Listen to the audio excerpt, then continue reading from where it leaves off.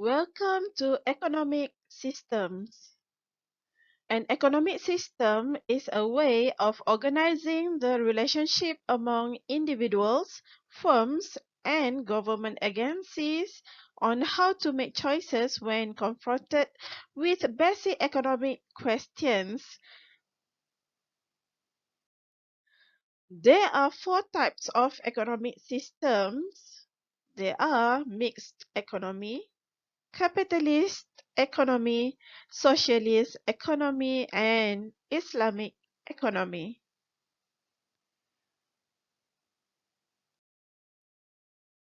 Now we go to capitalist economy. Capitalism refers an economic system where individuals and sellers make economic decisions using a price system. It means the price system is the main mechanism for any economic activity under this capitalism economy. There are several characteristics for this type of economy. The first one is private ownership of resources. Every individual in the country has the right to acquire private ownership of resources. Private individuals or private institutions can own resources. They can accumulate property and use it as they choose. There are also certain public facilities provided by the government for public usage, such as roads, clinics, and schools. Second characteristic is freedom of enterprise and choice. Individuals are free to own resources as well as to establish any enterprise of their choice. They are free to trade, invest, and organize to produce within the country's legal framework. The third is consumer sovereignty. In capitalism, consumers' sovereignty plays an important role.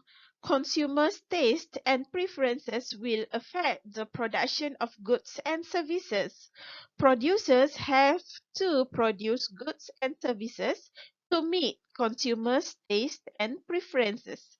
Otherwise, they will be unable to sell what they produce. 4. Competition. A market economy is also characterized as being highly competitive among producers who aim to obtain the highest profit. When producers compete among themselves, the product will be of high quality and there is also greater efficiency. 5. Government intervention. In capitalism, there is very limited government intervention. The country's role is to stabilize the economic conditions of the country. And the last is price system. The price mechanism is a system used to make economic decisions. Price mechanism means the free operation of demand and supply forces without any intervention. All economic processes of consumption, production, exchange, saving, investment, and distribution work under this price mechanism system. Now we go to the merits and demerits of capitalism. First, we look at the merits of capitalism. 1. Production according to the needs of consumer. Producers produce goods and services that consumers want, and this maximizes the needs and satisfaction of consumers. Second, economic freedom. Economic freedom means the right to earn and retain property. It also means a freedom of enterprise and a choice of occupations. This will lead to the sourcing of the country's manpower from different sectors. Therefore, there is flexible functioning of different units of production. 3. Efficient utilization of resources. Competition creates efficiency in production. Quality goods are produced at a lower cost. Consumers get the highest quality goods at a lower cost since production techniques are more efficient. 4.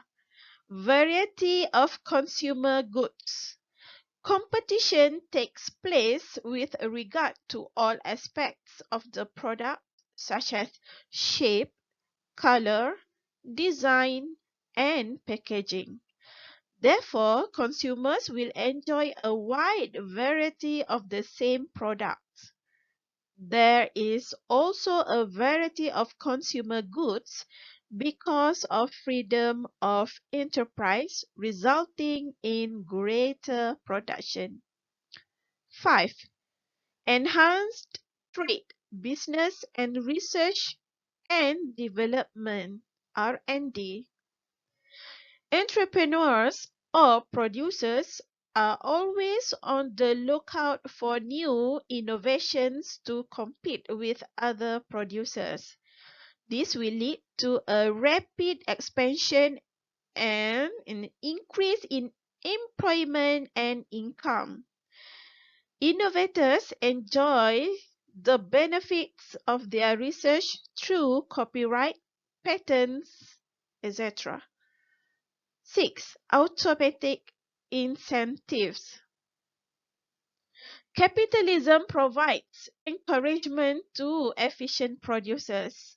Efficient producers will benefit from the price mechanism as compared to inefficient producers. 7. Flexibility. Capitalism provides flexibility that automatically changes with circumstances. For example, during war, the economy will divert its resources to produce more military equipment, and when the war is over, it will function as a free market.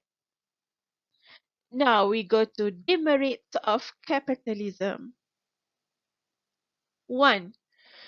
Inequality of distribution of wealth and income. Since there is no government intervention in the market economy, the system of private property widens the gap between the rich and the poor. Those who have wealth can obtain resources and start businesses, while the poor only have their labor to offer. In other words, the rich get richer and the poor get poorer. 2. Inflation and high unemployment rate. Disparity of demand and supply of labor occurs since it is governed by the invisible hand.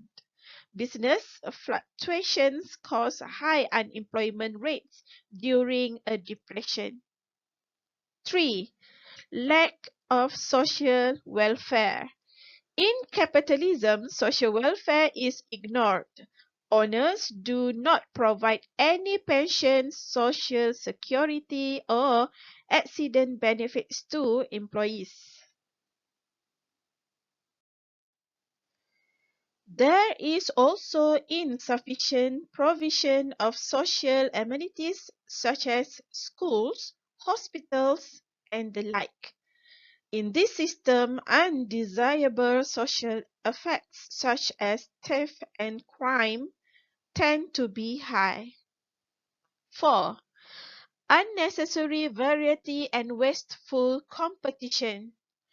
Too much competition leads to unnecessary high cost of production. This is because producers bid a high price for resources. There will be a waste of resources as some products are better advertised to attract consumers, resulting in consumer misinterpreting advertisements are being misled. 5. Misallocation of resources. A producer's objective is to maximize profit and he will therefore only produce products which give higher profits. This will lead to the production of luxury goods. It's for rich people, resulting in a surplus and a lack of production of goods for the poor. And the last demerits of capitalism is social cost. Workers may face social problems like health problems arising from the polluted environment caused by an improper disposal of factory waste. The intention of most producers is to increase private profit, and this often leads to neglect in the welfare of their workers.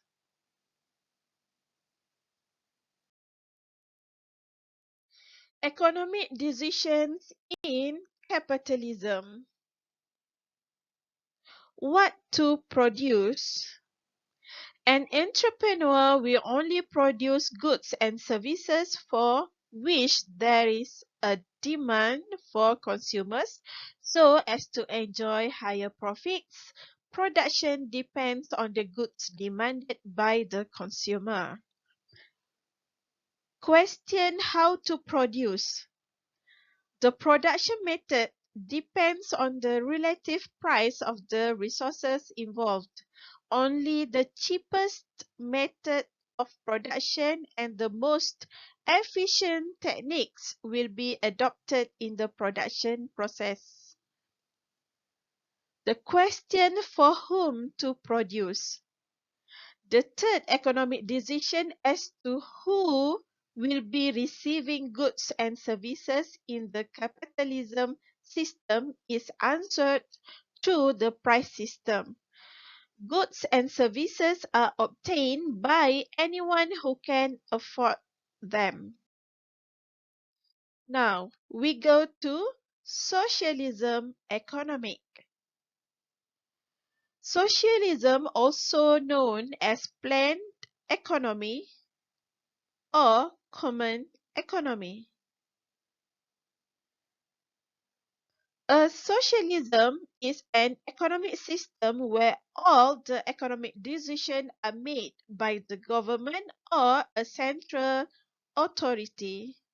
There will be no private property rights since the government officially owns all resources. So we look to the characteristics of socialism economy. 1. Public ownership of resources. All the resources are owned and operated by the state or the government in the interest of society as a whole. This is to ensure equal opportunity of all citizens regardless of their income. Public ownership also aims to fully utilize the country's resources. 2. Central Planning Authority. The central authority is responsible for making economic decisions for society. The authority plans and allocates resources between current consumption and invests for the future. 3. Price mechanism of lesser importance. Socialism gives less importance to the market forces. Prices are fixed by the government and not determined by demand and supply. Private profits are not allowed, and public interest is emphasized in the common economy. The last characteristic is central control of ownership.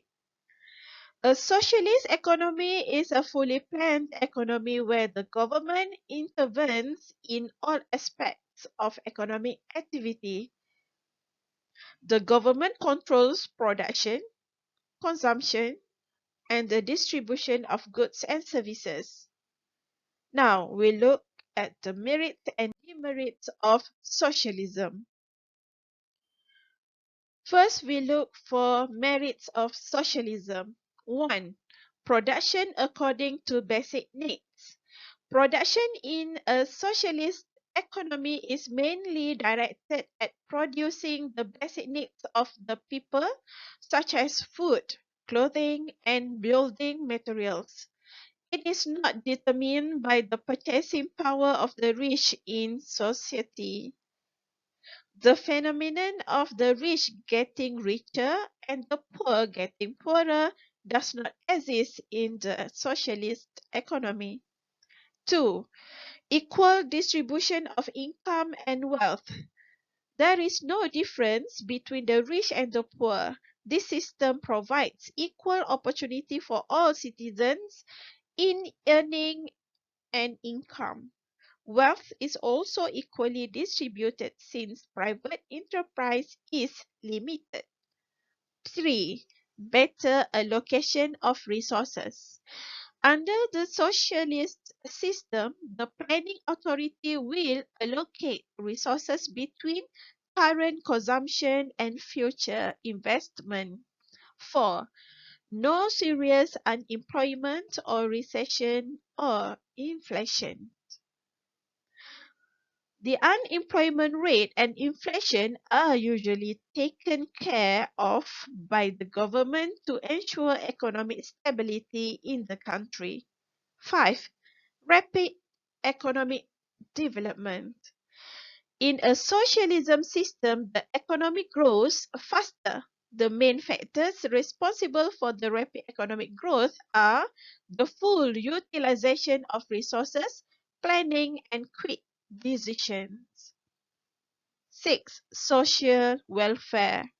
The government will provide all citizens of the country with full social security benefits such as pension, accident benefits, and others. Since the government is concerned, labor dispute and wastage of resources do not exist in an socialism system. Now, we look at demerits of socialism. 1. Lack of incentives and initiative by individuals. Individuals have no profit motive. This will lead to economic inefficiency since jobs are provided by the government and individuals are not motivated to work harder. 2. Loss of economic freedom and consumer sovereignty. Under the socialist economy, the Central Planning Authority or the government directs all economic activity. There is no choice given to the consumer and they accept whatever public enterprises produce. There is little variety in the goods and services produced and availability is restricted. Limited private organization exists in a socialist economy. 3. Absence of competition. Since there are limited private enterprises, less research and development activities are carried out. This results in low quality products since there is no competition. And the last demerit is waste of economic resources. The government may be induced to produce goods and services that are not required by the people, such as military equipment. This will lead to an overproduction of certain goods and an underproduction of others. economic decision in socialism. The question what to produce. Planning authorities decide what to produce. The Central Planning Authority will collect detailed statistics on the resource availability in the country and link it with national priorities. How to produce. The Central Planning Authority also decides on the techniques to be used in the production of different goods and services. The choice is between traditional and modern technique of production. The question for whom to produce. The distribution of the national product is decided by the Central Planning Authority. The distribution of various commodities among citizens is done through a set of administrated fixed processes. Now we go to mixed economy. Mixed economy is an economic system which combines both capitalism and socialism to solve basic economic problems. A mixed economy is an economy in which both the public and private sectors play a role. In the real world, most countries practice a mixed economy.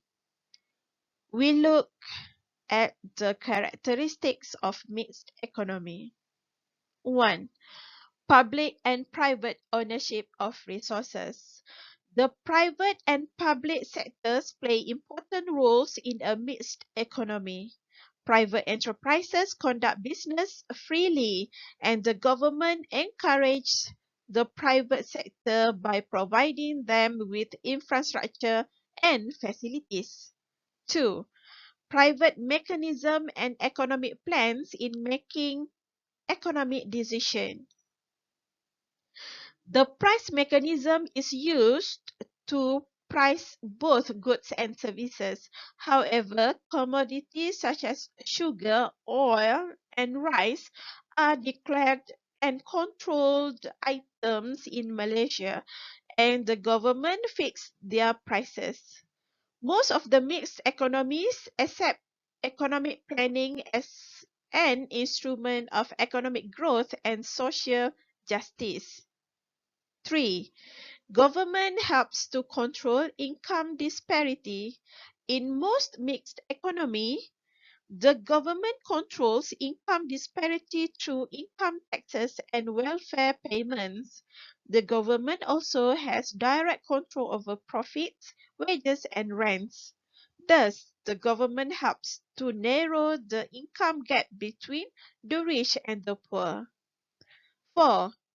Government intervention in the economy. The government will not intervene in the economy except for particular industries.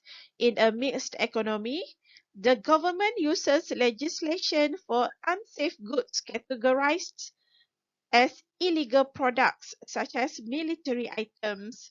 The government also uses direct provision, for example, education, defense, and health, to increase the standard of living. The government will carry out certain projects or produce certain goods that the private sector consider unprofitable. 5. Cooperation between the government, public, and business sectors. In mixed economies, there is significant cooperation between the public and private sectors, leading to economic development. And the last characteristic is government controls of monopolies. Monopolists are single players in an industry. They have complete sole control over the price of goods or services. In order to avoid customer being exploited by monopolists, the government will regulate the power of monopolists. economic decision in a mixed economy. For question what to produce, this question is decided by both the public and private sectors. The goods produced and the services provided depend on the consideration of social welfare and economic growth. The question how to produce, the public and private sectors will decide on the techniques of production to be used in the production of the different goods and services. Question for whom to produce. The distribution of goods and services is also decided by the public and private sectors. In many mixed economies, the government intervenes directly through price controls and indirectly through the imposition of indirect taxes and subsidies. Last economic system called Islamic economy. An Islamic economy is another type of economic system in which the question of what, how, and for whom to produce are decided for by public and private sectors according to Islamic principles. The characteristics of an Islamic economic system are in the range of capitalism and socialism, or in other words, similar to a mixed economy. Some Muslim countries practice this economic system. So we look at the characteristic of Islamic economy. 1. Private and public ownership by God. In Islam, properties are owned by God, and human beings are considered the trustees of the properties. Humans have the right to enjoy and use these properties, but not as absolute owner. However, the concept of public property in Islam means that God created all wealth for all humans to have equal rights. 2. Price mechanism and limited government intervention. In Islam, price fixing by buyers and sellers is strictly prohibited. In other words, the market is determined by the forces of demand and supply, whereby no individual, seller or buyer has the power to control the market. Government interventions are encouraged only under specific circumstances when the market fails. In this economy, producers provide consumers with information and knowledge about the quality and quantity of goods. 3. Distribution of wealth. In Islam, unlike capitalism and socialism, the distribution of goods is based on the needs of consumers, not wealth creation. 4. Prohibition of interest, riba. Interest, also known as riba, earned from investment, is prohibited in Islam. Therefore, banking, finance, and businesses in Muslim countries have reorganized and set up Islamic institutions which apply the principles of Sharia that prohibited riba. Last characteristic is freedom of economic enterprise. In Islam, man has the freedom of work and enterprise. They are encouraged to choose any enterprise such as agriculture, business or trade, but need to meet the ends of economic activities. The ends of economic activities could be individual or society, which includes basic necessity for survival such as food and shelter. The end.